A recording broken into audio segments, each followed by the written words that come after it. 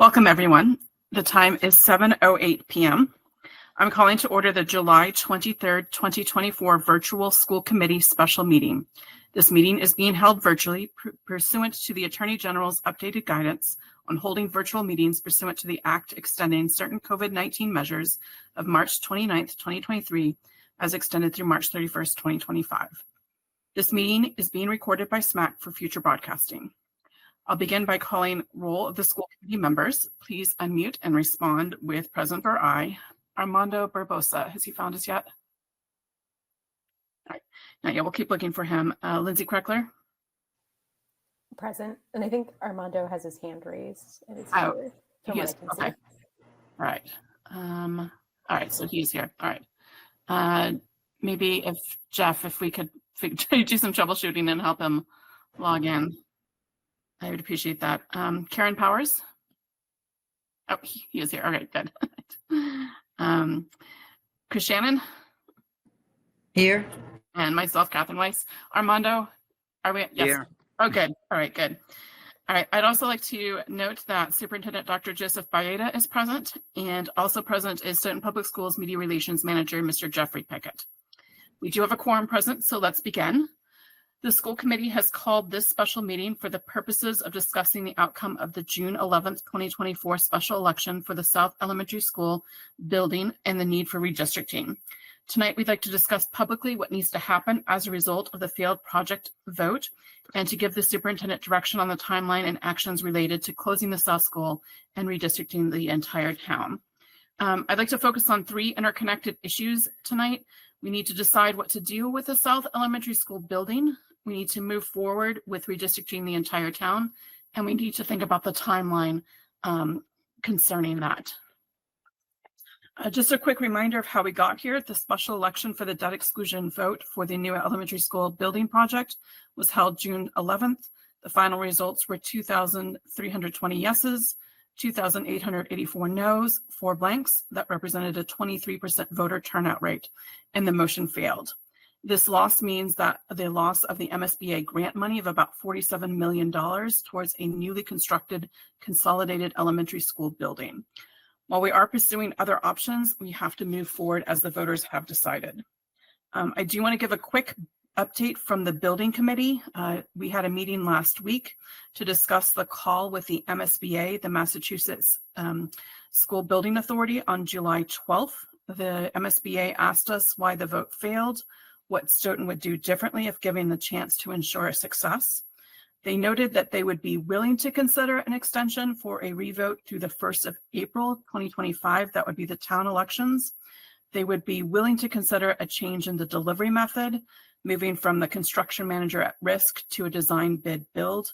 That's about a 5% cost savings, but that would be canceled out by a year's worth of inflation.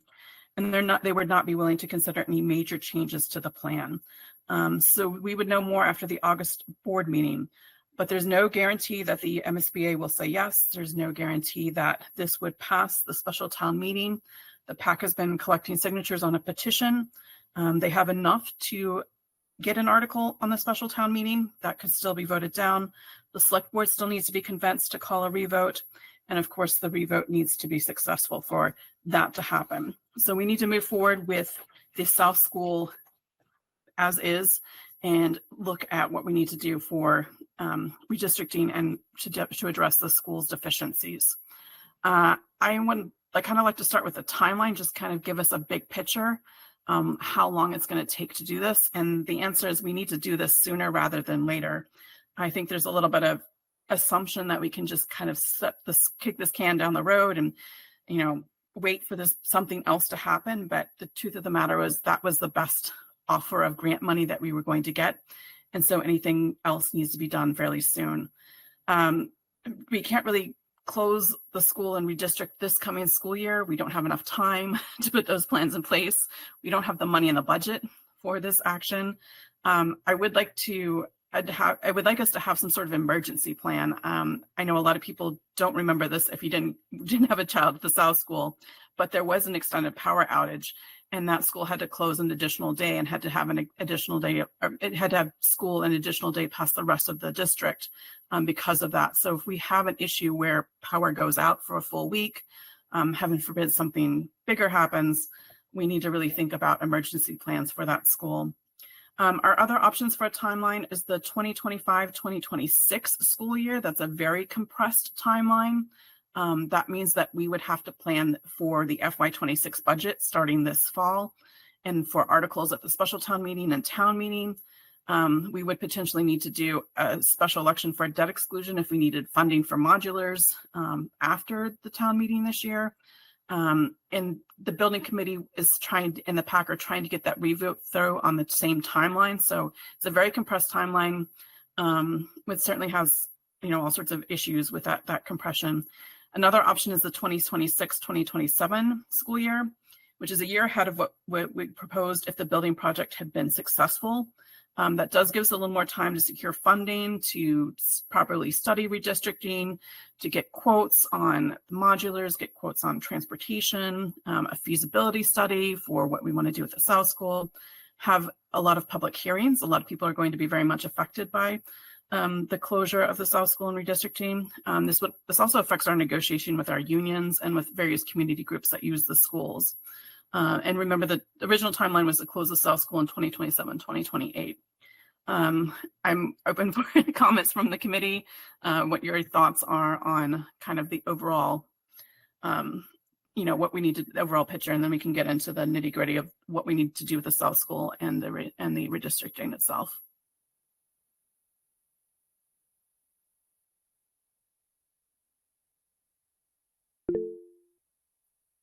Armando?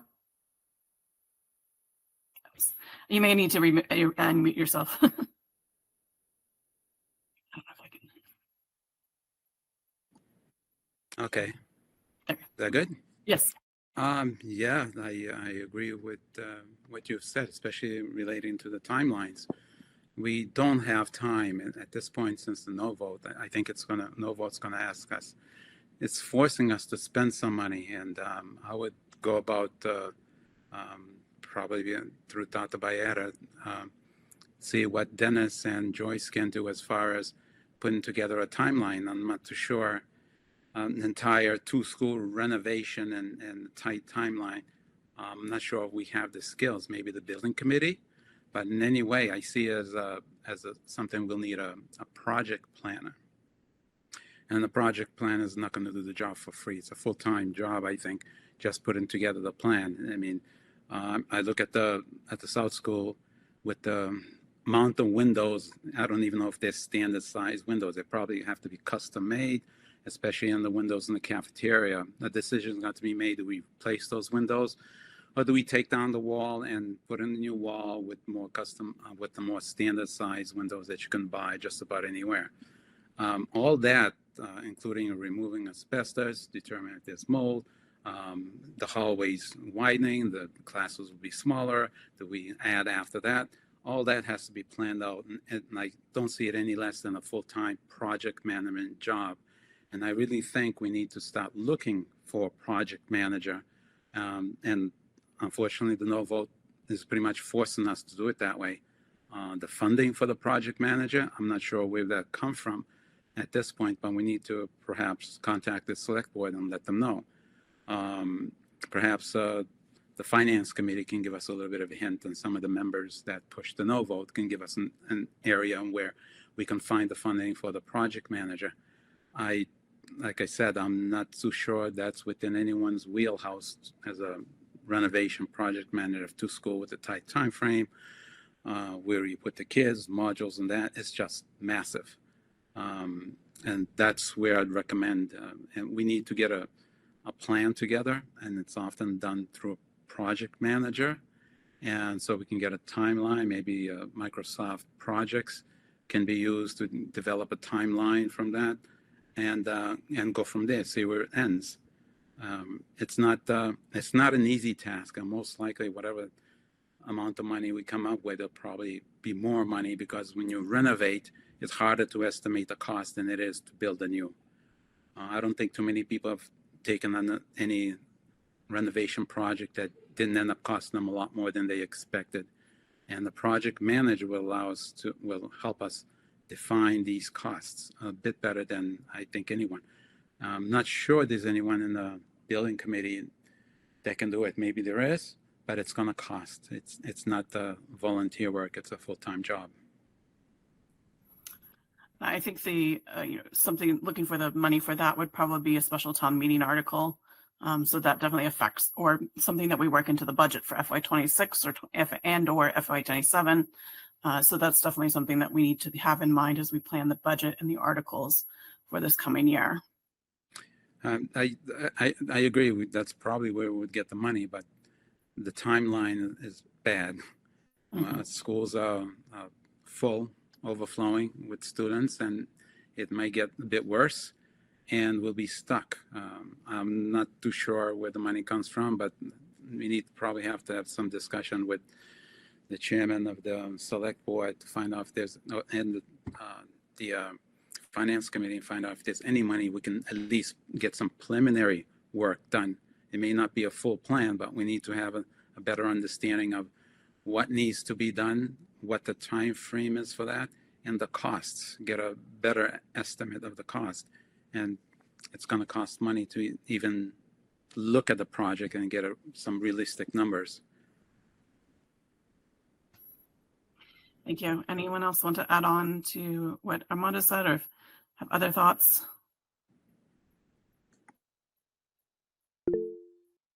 Yes, Chris. Thank you, Madam Chair. I appreciate my colleagues' comments and agree. I think it's really important that we nail down the timing as soon as possible in terms of when closure will happen, not only because that will impact students and families in Stoughton, and not just those who go to the south, but it's also going to impact staff. And in order for all concerned parties to be able to plan accordingly, a path that makes the most sense for them, they need that information, that timeline as soon as possible. I also think that timeline will affect the cost of the budget, whether we kick it down the road or we don't.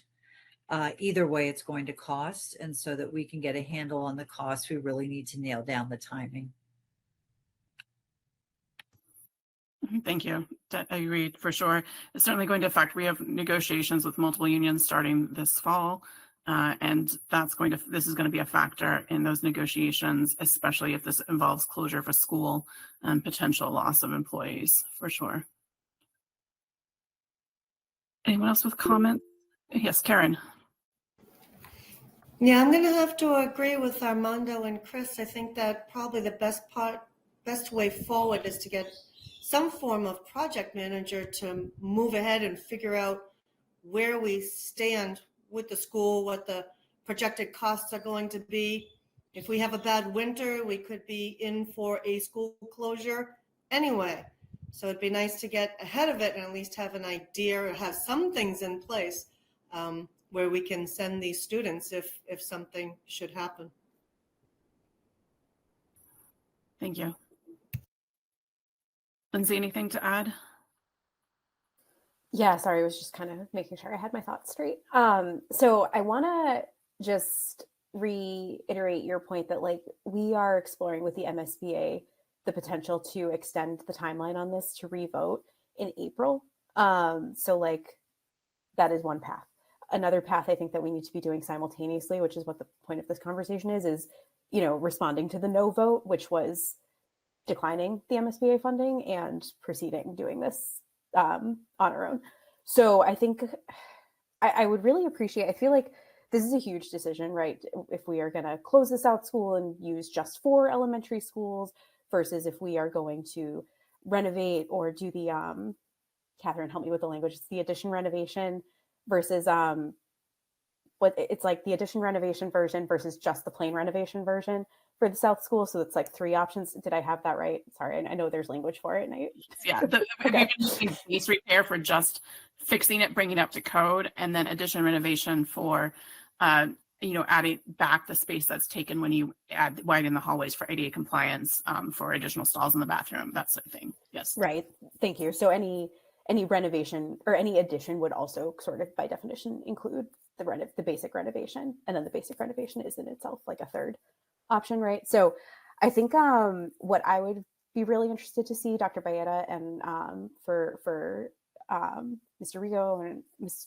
Husseini, if she's still involved, that would be really helpful to see, like, what are kind of the pros and cons of like these three different approaches of the addition renovation, just the renovation, and then closing the South altogether and putting students at the other 4 elementary schools, because that in itself is going to be, you know, it sounds like we're taking a school out, but it also would mean modulars. That requires like site design, that requires construction costs on its own. So that's going to be like a whole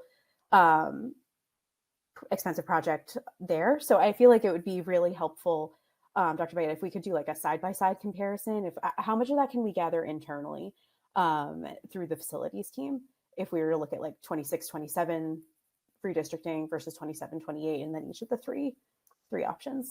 Yeah, Does that make sense? Yes, to the vice chair, and to the members, good evening, by the way. I hope your summer's going well.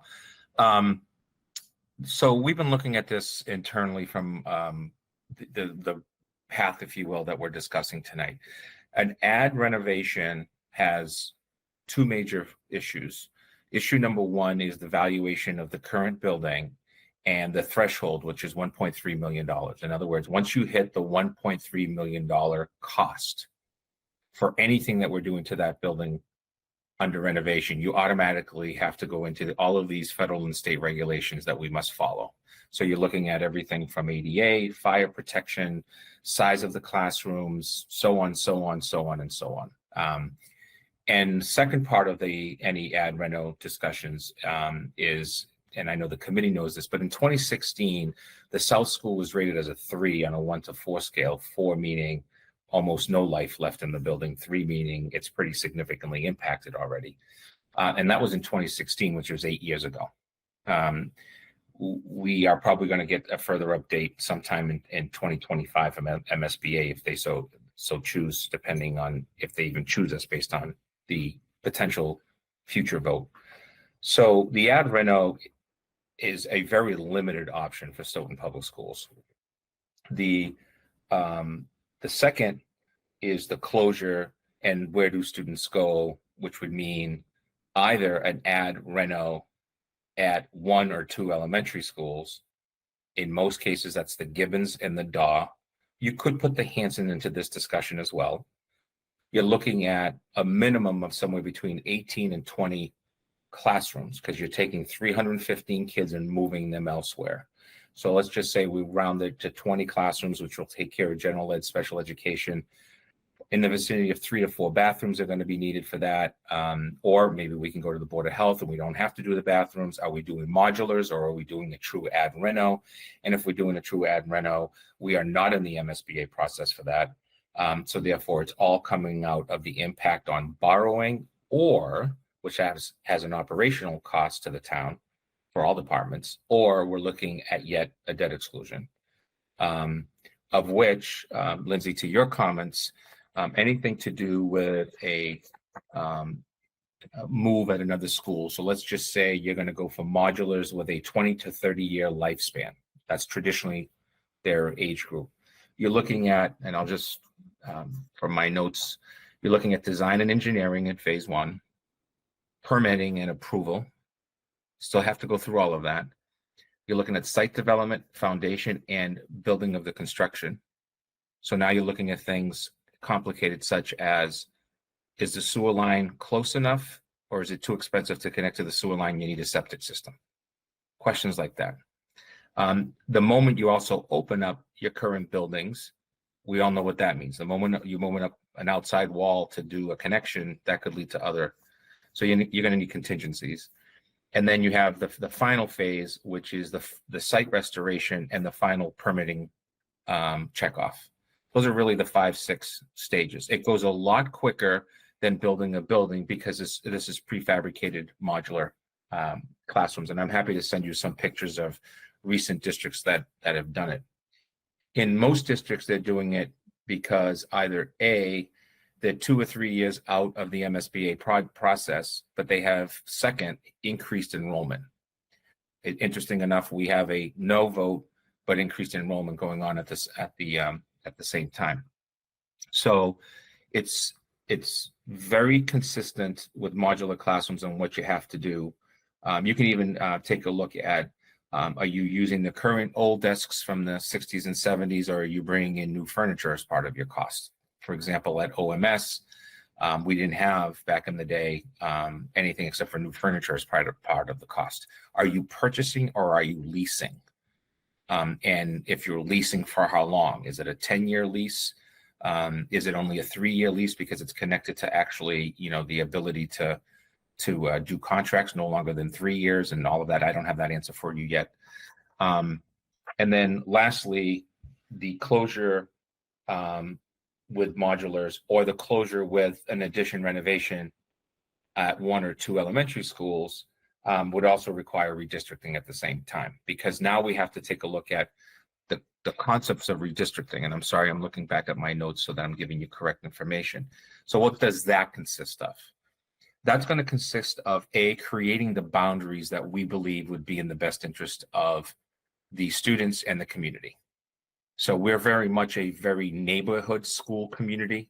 And as you know, we're moving slightly away from that with the new project, with a bigger South school that would be moving students from a little, potentially some further away and not closer, but yet very much having 4 buildings.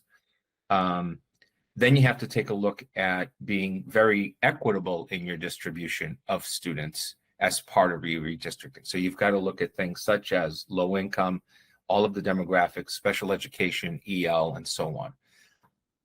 Not equitable distribution, but part of all that is potential contract negotiations, 150E, changing working conditions. That could come up for all of your unions.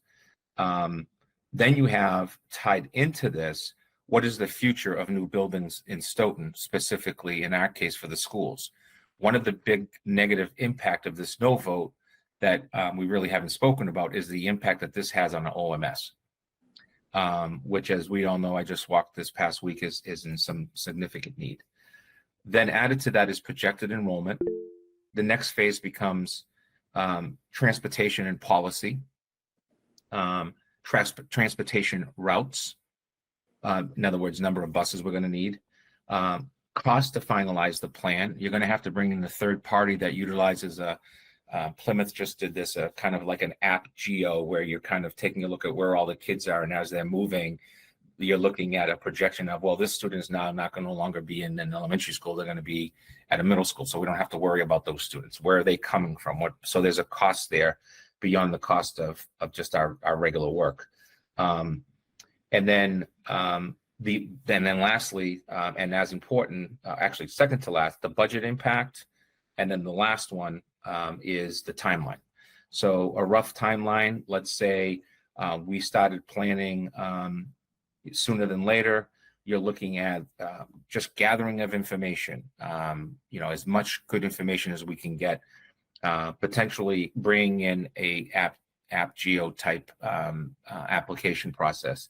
You're probably looking at getting all of that information completed by December, January of this year. So December of 24, January of 25. You're looking at building the redistricting, revising it, reviewing it, putting scenarios, get it public feedback, numerous public meetings, not only with the school committee, but also just informational, probably January to the earliest April, if not May. And then lastly, you're looking at finalizing your plan to the school committee with a solid vote by the fall of 26, probably sometimes around, the fall of 25, latest early of 26. That would give every family that 8-9 month up front, that in the fall of 26, we are in fact redistricting. Now, can that plan and closing the South, adding modulars, be done at the same time? That answer I don't have for you. I have a call into some folks that are in this field. The redistricting is about is about just gathering information and deciding what best scenario. But does that also at the same time allow for you to say, right now we are going to be doing this, we're redistricting. Oh, by the way, there's a potential vote in 25. So we're going to be doing these things at the same time. If that vote is positive and we have a new South school, then the work of the redistricting continues. It just has a different flavor to it now. So you're not really, you're losing out, but you have a lot of information already gathered. So your information gathering gets cut down significantly. And that plan would be to open in the original plan, the fall of 27 in the South School, new South School was the fall of 27. If we're voting in 25, we're not opening up in the fall of 27. It's almost impossible. I mean, we're talking about now from June to then. I'll stop there and take questions and comments. Armando, I saw your hand first, so I'll Yes. I want to understand what the actual deliverable will be in December, January. I'm assuming it's going to be a complete plan renovation of the South School repairs, and also the Wilkins schools, and also the costs, exactly how much it was going to cost. Is that the deliverable for December? You're talking, go ahead. So December of 25? Yeah. Or December 20? No, you wouldn't be able to. This December. Yeah, you wouldn't be, December of 24, you wouldn't be able to get it done. Even with a project manager, your concern there is going to be that they have to bring in significant folks in the area of addition and renovation. So you still got to go out for bid. Right. You got to go through that entire process. I don't think that timeline would work. Now, we do have information about the building needs, and we could say, well, roof, windows, and again, the $1.3 million threshold has already been hit. So now you're looking at everything else as well. I do It's know complete. that It's complete, the complete job. I'm not even looking at windows and roofs after you said we're going to hit the threshold. Let's make this as that's what we're going to do. Completely renovate the South School and the Wilkins School so it's safe and adequate for an educational process, essentially having a school there. That's what I'm looking for. And I'm looking for another date. When does that start? When is that? When do we have a committee or a project manager? What day will we have that person starting the job so they can make that December deadline? And if I may, I'd like to say that we do need to provide some deadlines. I get the feeling this is one of those projects, and if we don't get a project manager in place, it's going to keep slipping and slipping and slipping. We'll be looking December, January, February, and on and on. And we need those 2 points. We need the start point, and we need the end point where the entire plan is on paper, and we can start, because we have the plan on paper, we can start executing. I know we'll have to go out for bids and everything else, but a good project manager would probably give us a good estimate of these costs before we even have to go out for bid. And you can just pick 3 contractors, let me see what the costs are, and average them out and go on to that. And eventually we can go out for bids when we actually have the job.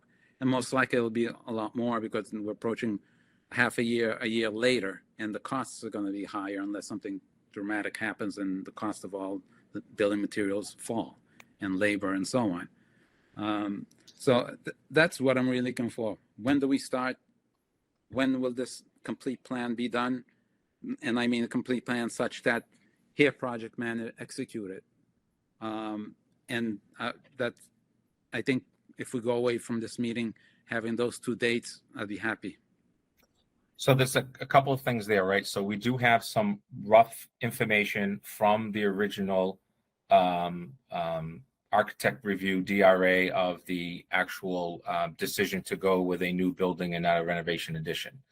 I don't know what, I have to take a look at the procurement laws in terms of if I need to go out to bid or if I can just hire somebody like DRA or whomever to give us what would it cost to renovate this building, period. Renovation, addition, all of the bells and whistles that go with that type of a situation. The biggest issue we're going to have at any addition reno at the South School is everything to do with the front of that building, and where it sits on granite, really hard rock, if you will, and grounds, and that front area, and everything to do with ADA compliance. That's going to be one of our biggest, and what impact that has on the rest of the building. Because you're really not looking just at a renovation. You're going to have to add by law. You don't have a choice. Sure. So I just think the estimate that we have from the building committee. So Armando, once you finish, I can kind of run through some of the preliminary data that we got from the feasibility study to sort of help tease out ballpark numbers so that at least the general public has an idea of what kind of numbers we're looking at. But I'll let you finish your question. And then I'd like to see the next level of estimates. I know we got the 35 million as a rough number, and no one wanted to spend a substantial amount of money to get the more detailed. But I think the no vote has forced us to spend additional amount of money to get the detail. I'm fairly aware of the early estimates, but now we need to have a complete spreadsheet saying these windows will cost, because for whatever reason they have to be custom windows because standard windows don't fit there, and on, especially the cafeteria. You're never going to find windows like or glass like that off the shelf. It has to be all custom, extremely expensive.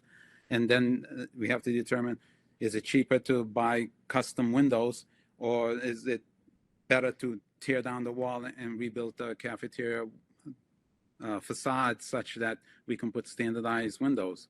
In my opinion, it'll cost roughly $35 million is not good enough. We need to say it will cost this much, the full spreadsheet.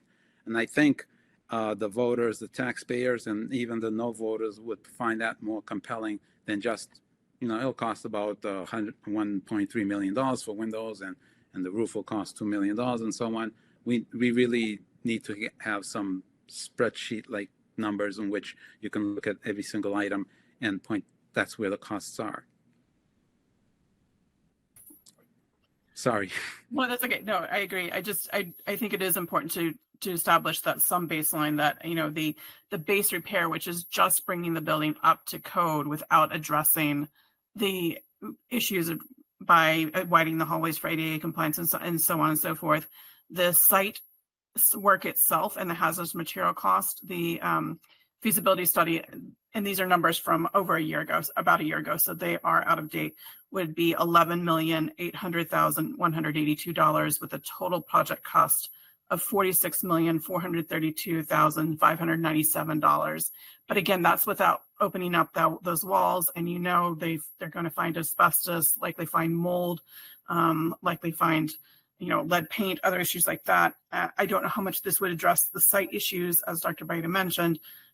You have drainage issues as related to the slope of the site, accessibility issues related to the slope of the site. The addition renovation that the feasibility study priced out was for the 225 enrollment. We did not price out the larger 515 enrollment because we realized expanding the building on that site is going to cause significant issues. The parking lot is too small. The drop-off pickup lane is too small for the current enrollment, and that's at 300. And imagining trying to add staff, parking, and all of that onto there. And again, looking at the site cost and the hazmat site about the same, but the projected total project cost for that, just the addition renovation, again, adding back the space that the ADA compliance would eat up, adding in the programming space we would need, they were looking at $78,758,048. So the Wilkins was a similar prices for just the base repair. One of the things that we need to address is that the Wilkins has grant applications out to replace the HVAC system. And if the vote had been successful, that would have been replaced the building would have been closed following the opening of the new building, and that HVAC system would have been replaced during that year. and then the preschool would have been moved over from the Jones. But that HVAC system at the Wilkins still needs to be replaced. The idea was to get this grant so that there would be minimal cost to the taxpayers. Although once again, when you open up the walls, and to Armando's point, once you renovate, it's going to be hard to estimate what's going to happen and what the costs are going to be with that.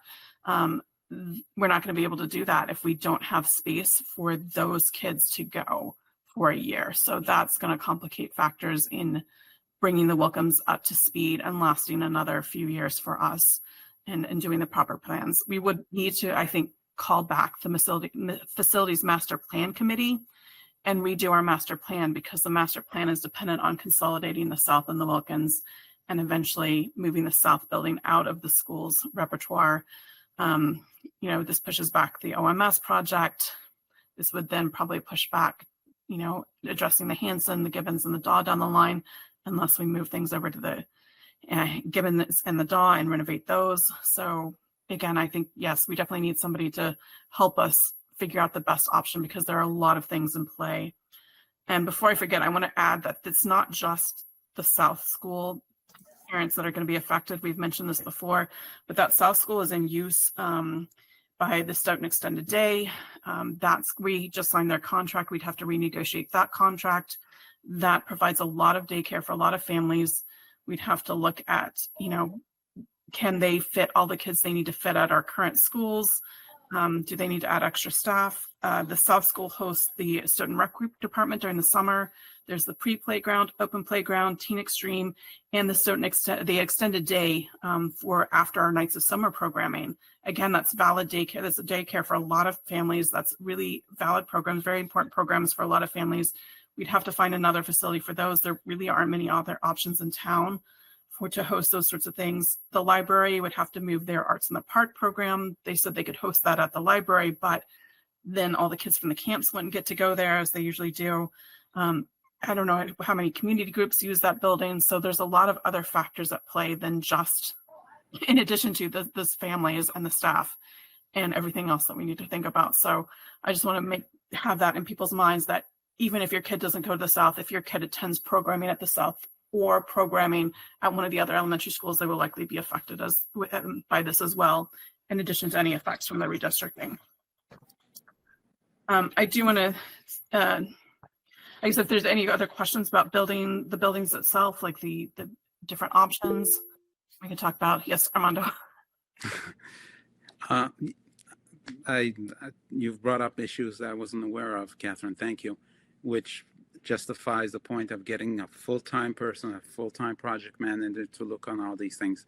I know we have the facilities master plan in that committee, but they're volunteers and they're very capable of doing the job. I sat in that committee a bit, but you were asking people to, after their job, come home, eat something quickly and sit in meetings for hours. We need full-time person to do this. I don't see how anyone already having a full-time job can do this on the side, or even a group of people. I would still push and say we need a project manager to look at all of these things. It's just too many balls in the air. And I know Dr. Bayetta, how skilled he is, but that's still such a huge demand for him. And I think we need help in finding someone that can project plan, which most likely would report to Dr. Bayetta, which would still work for him to have another person to report to him. But I don't see anyone or a subcommittee that can handle it part-time, at least any reasonable time frame, unless we're talking about 5 years, 10 years from now. And of course, we know it's going to cost substantially more in that time from now. So we need someone to give us this, here's the day I'm starting, and the project complete plan will be here. Here's the plan. We can execute it. And I think that's our best bet, and not end up dropping a lot of balls in the process. The no vote really, really put us in the jam. I don't disagree. Anybody have any other feedback or comments? I think it would be helpful for me to understand. I know, Armando, you've mentioned like hiring someone. Dr. Bayetta, can you give a sense, and this might be something we come back to in the future if this needs like some number crunching, but like, is this something we have bandwidth for internally? Because we do have facility staff, like in terms of obviously like a site plan is a little more extensive, but this in terms of like initial planning and what the options are, that feels to me like something we could do internally, but you would know better than I. The biggest issue in any, so let's just take the redistricting for a second, put it over here. That's an area where I've done reports before for other school committees, and we didn't implement it, but we went through that process and hired a third party to come in and really take a look at, and those funds aren't huge funds, and they're one-time funds, and you get the project, then you get all these options available to you as a school committee, and then you take your vote, and that's what we implement. So I put that one to the side for a second. The one that I think is the most interesting is deciding, are we going to consider an ad reno to this building? And if you are, what you're really saying is you're looking at a person who can come in and do a full review of that building and say, you need $39.6 million, XYZ. Now, there are companies out there that do it for you. In some ways, DRA did it for you with the initial review. That's one. So some of that report is done. How much more would it cost for them to bring out a few electricians and HVAC specialists and all that stuff and say XYZ, and then present to you a full report that the cost to renovate and add to this building is whatever the number would be. We know it'd be higher than 35 million. We already know that. And with that would come everything to do with the specialty of all the regulations and the laws, but also everything to do with the outside of that building. In other words, if you're doing a reno, you're also looking at what does that cost look like in terms of the renovation. I don't know if you need a person, if you will, that's a project manager more than we currently, you may, but as another option, you may be hiring a company that has got that wraparound services to give you a report. And what would that cost? So we know that for Vertex and as the OPM and DRA, that total cost was $1 million for the new building, because we had to do site design and all of that stuff. That's where things get. What we're actually saying is, what's the real hard number for this building in order to not only bring it up, but add to it? Because we're going to go past that threshold. I think that's the question Armando's asking. And then, and I think that's a few phone calls that we can make over the next week or so. I can get on the phone tomorrow with DRA and tell Carl, this is what we talked about today, and is it feasible for them? There's other companies out there. Do I have to go out for a bid because it's going to cost X number of dollars, or can I use DRA? So I got to look at the procurement laws, because that's $100,000 or more. We have to bid it. And so that would slow things down a little bit. But we also have, we use DRA for a lot of our internal stuff, i.e., other parts of our district that we use them for their expertise in, things like the HVAC system that we're working on now and in the past have worked on. They're kind of like our house doctor, if you will. So we can work around all of that, and I can probably get you an answer sooner than later about, is that feasible from somebody like DRA, and what rules do we have to follow that to make sure we're above board before we need to say, let's hire another person. Because right now, cost for any of this it's not budgeted. You're going to have the pushback now that we're spending money. I can't wait to hear that part of the discussion. But we're trying to answer some of the hard questions that folks wanted to have further information about. But there's a cost that comes with that. If there is a town meeting in the fall, it's my understanding that's typically in October, November. I think lately it's been November. So, is that quick enough for us with a potential vote in 25? Or do we know by then that town meeting saying, nope, thanks for all the petitions, but we're not even supporting this? So that long answer, I think a couple of phone calls on behalf of the school committee is something I would like to make, and I can easily put that out as a piece of information to you and put it out to the public, and then try to figure out the finances of it. If in fact it is $125,000 or it's $80,000 or whatever the cost would be. Yes. Thank you. Chris? Sounds good. The RA is good. Sorry, Chris, you had. I do. Thank you, Dr. Baeta, for this helpful information. It was my understanding that renovation addition isn't really possible on the South School because of the current footprint. So does it even make sense to consider that? We're really talking about closing the school or renovating, but in terms of increasing the capability of the building to even meet its current need, the impression I got from the building committee and from the consultants we have working on the feasibility study that's simply not an option, just like it is not at the Wilkins. So if we are redistricting, my understanding is the only buildings that we could possibly add to would be the 3 remaining elementary schools, which then constrain our ability to really consider different redistricting plans. Am I correct in that, Dr. Baeta? Yeah, you are, Ms. Shannon. At the end of the day, Chris, what we're looking at is, I think, a request that's more concrete, that the option of addition renovation at the South is truly not an option, but with more concrete numbers and information.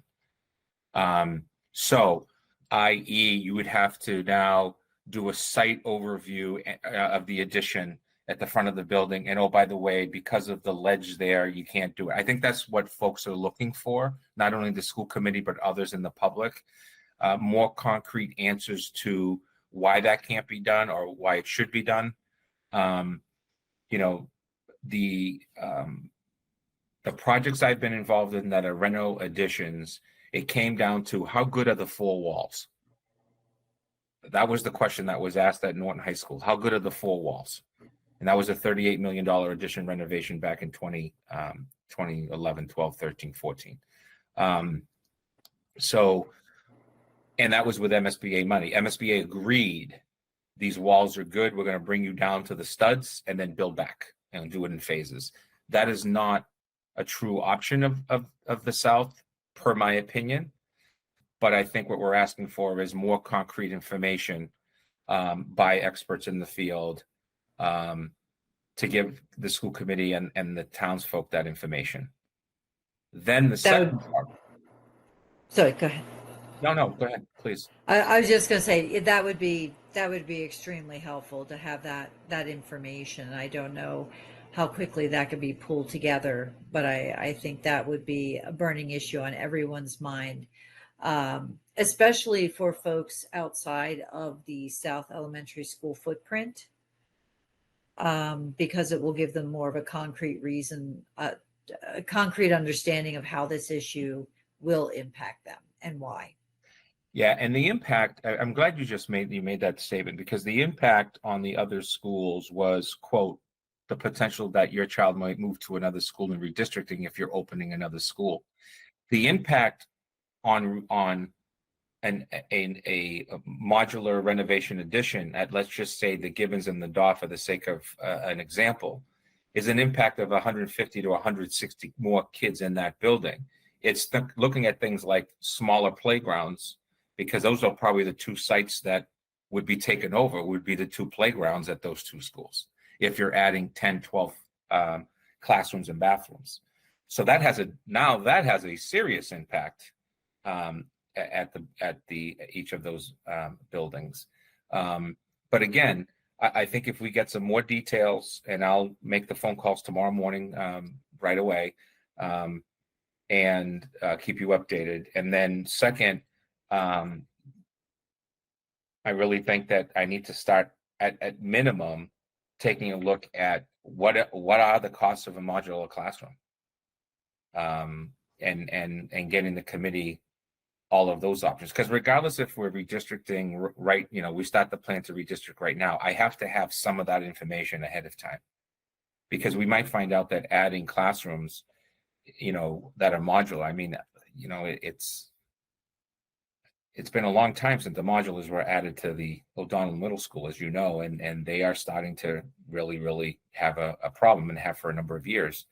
And materials are better today and all of that stuff, but do we want to be a school district that's adding modulars whose lifespan is not 50 years, and paying a third party or leasing using taxpayers' money that at the end of leasing it is going away? That to me is money thrown out the door. And yet modulars, can be done. They're done a lot less in the Northeast, and we all know why, the weather, than they are in other parts of the country. But they're typically done for two reasons. So I can, again, begin the process of having my folks make some phone calls around what is the cost of X number of modular classrooms. What's the typical cost? Because again, that would be a bid as well. I mean, it's going to be millions of dollars. And then the third part would be, if in fact we're going to be doing these multiple things at the same time, then do we need any other support staff that can help that have an expertise in that field? Yes or no? Or is it, again, a wraparound service company like we've had for most of the projects? What does this modular new building committee look like? Who's on it? So on and so forth. And I can begin that process. As I've said to both the chair and to the vice chair, I've already got some feelers out. I can tell you, if you go to Plymouth Public Schools website, redistricting, they just went through that phase. So you can take a look at a little bit of what that looks like. I'm happy to. I'll get you the details. And Lexington and Natick Public Schools recently added modulars in both scenarios. Overflow while they were waiting for a building to be built. So it's like a double whammy, right? You're building a new building, and at the same time, you got to go get modulars because you got no place to put kids. Those school systems, both have done it. There's been Boston Public Schools. Many of the cities have had to add modulars to their schools because of overcrowding at certain times. And of course, many of the charter schools have utilized modulars as part of their growth in Massachusetts as well. And again, we can get some of that information to you. I can potentially have some information for you by next school committee meeting, but if not, at least that week. That sounds like a great plan. I agree that we really need to kind of dig into some of the details here. Do we need motions tonight to authorize you to do that, or? Well, I'm not expending any money at this time. So because I'm not expending any money, I see the consensus that you want me to get further information and begin this process. And then I can come back if in fact there's going to be money tied into any of this, then I would seek your approval for that funding. Lindsay? Can I just clarify, when we say this process, we're sort of referring to two processes that are on top of each other. One is redistricting for the 26-27 or 27-28 school year. The other is what we are doing with the South School, and several options for that. Is that, just to summarize and like make it clear, that is correct, right? So okay. I have it as DRA or others with details about the cost as an A, or others. I have, because that gives you real information about, is an ad reno even an option? Potentially. B, I have things like modular costs, wherever they would go. And then part two, that's different from that, is everything to do with closing a school and redistricting. Okay.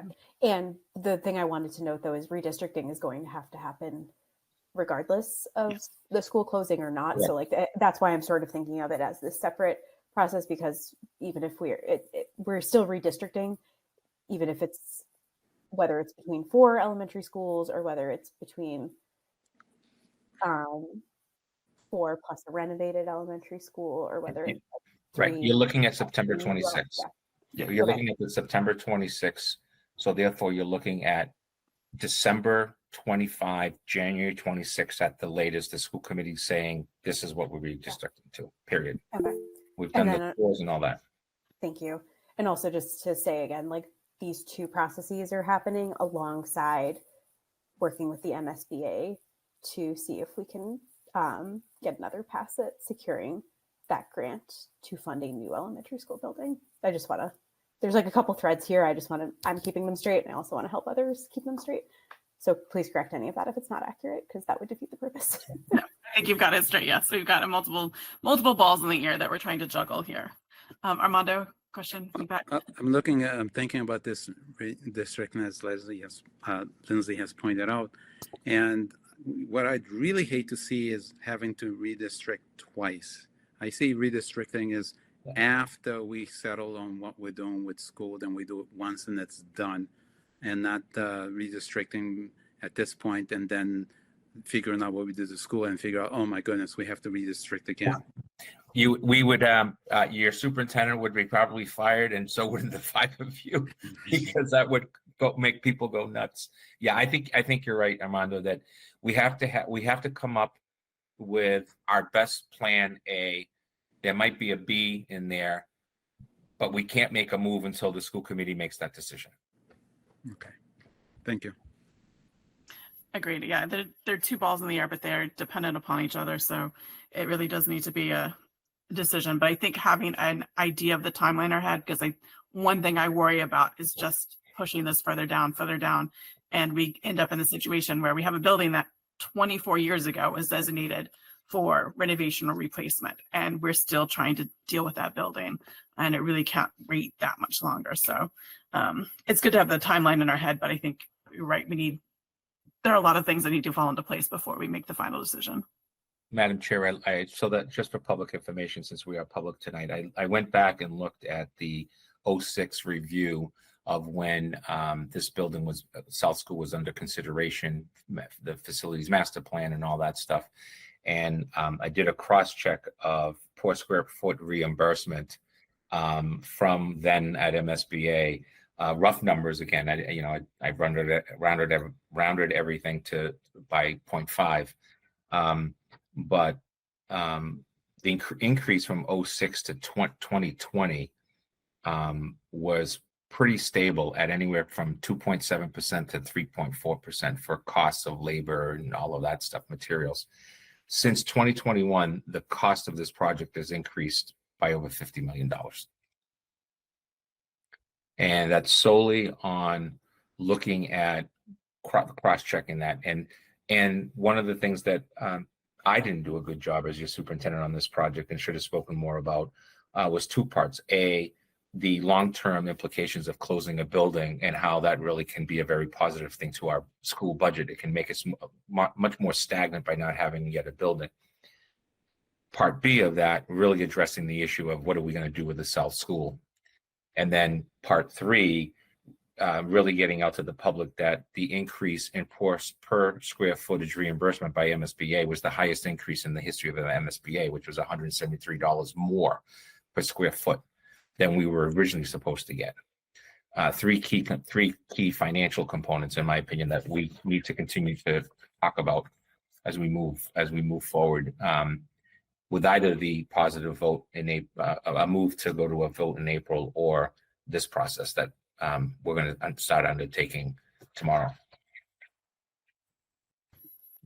Thank you. Any other questions or feedback from the committee? Karen, Chris, Lindsay, Armando. All right. If we have no other further discussion, we do have a meeting next Tuesday at the July 30th at 7 p.m. Could I have a motion to adjourn? Motion to adjourn. All right, that motion was at made by Lindsay. 8:06. A second? Second. Seconded by Chris.